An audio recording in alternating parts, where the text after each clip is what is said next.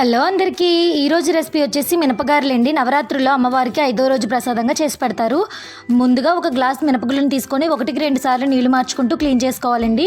నీళ్లు వేసుకొని 2 నుంచి 3 గంటలు నానబెట్టుకోవాలి. నానిపోయిన తర్వాత ఒక మిక్సీ జార్లోకి వేసుకొని కొంచెం నీళ్లు వేసుకొని మరీ గట్టిగా కాదు మరీ పలుచగా కాదండి, మీడియంగా ఇలా మెత్తగా రుబ్బుకొని ఒక గిన్నెలోకి వేసుకోవాలి.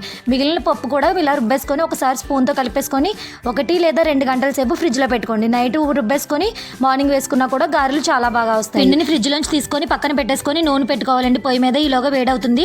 పిండిలోకి రుచికి సరిపడినంత సాల్ట్, 1 టేబుల్ స్పూన్ జీలకర్ర, 1/2 టీ స్పూన్ మిరియాల పొడి, కొద్దిగా కరివేపాకు, కుదిరితే కొత్తిమీర కూడా వేసుకొని కలిపేసుకోవాలండి.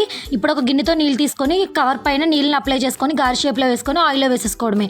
చేత్తో వేసుకోవడం కష్టం అనుకుంటే ఈ విధంగా చిన్న ప్లేట్ తీసుకొని ఒక క్లాత్ని టైట్గా రబ్బర్తో కానీ తాడుతో కానీ చుట్టేసుకొని గారెలు వేసేసుకోవచ్చు.